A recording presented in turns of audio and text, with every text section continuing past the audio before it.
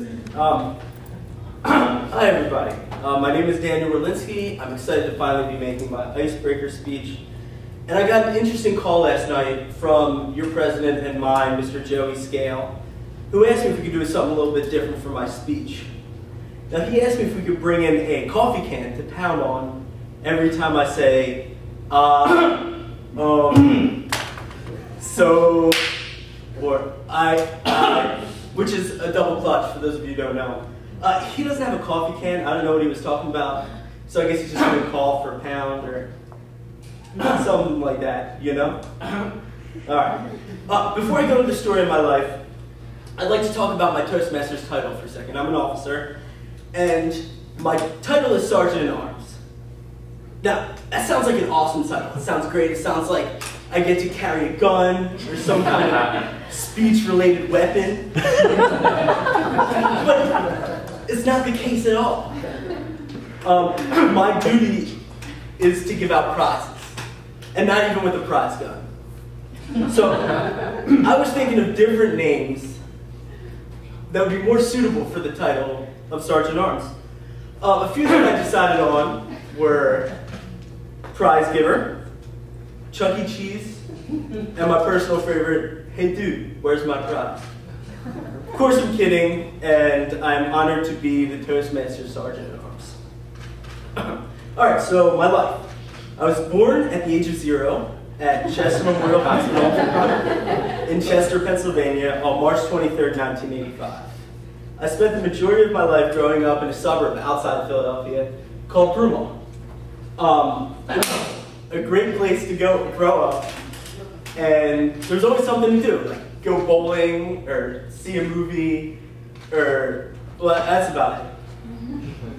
As a child, I always wanted to be the center of attention, and I love performing for people. I love performing for my family and friends, and really anybody who would watch. I mean, at the age of 5, I would dress up like Billy Joel or Steven Tyler, or sometimes the band Poison, however that's possible, and put on these shows on a makeshift stage in my house for my family. And I do everything from sell tickets to usher my parents and my siblings to their seats, and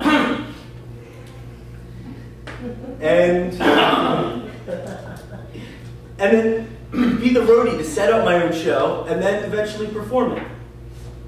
So it was great, and I must have done 100 shows for my family, and my parents were always there to support me and cheer me on. It was just great. I love them for that. Since this is only a 4 to 6 minute speech, I'm going to jump to some memorable moments in my life. Now, when I was 10 years old, and this is an interesting story because of Dylan's word of the day. When I was 10 and in 5th grade, my father appeared on the game show Jeopardy, which is also the word of the day. And he was definitely a local celebrity when that happened, and it was really neat to see him in the papers, and everybody knew who he was around the suburb of Broomall. He ended up coming in 2nd place. It was really interesting to see him on TV. When I was 13, I was bar mitzvahed, like every good Jewish boy is. And I'm Jewish, by the way, if you couldn't tell by the curly hair and the big nose. That was supposed to be funny. No offense to anybody. Well, my bar mitzvah was actually the last time I made a speech. And the thing that I'll take away from my bar mitzvah, that I'll always take away, is that my dad made a speech. And it was so moving and so powerful for me. I broke down and cried in front of everybody.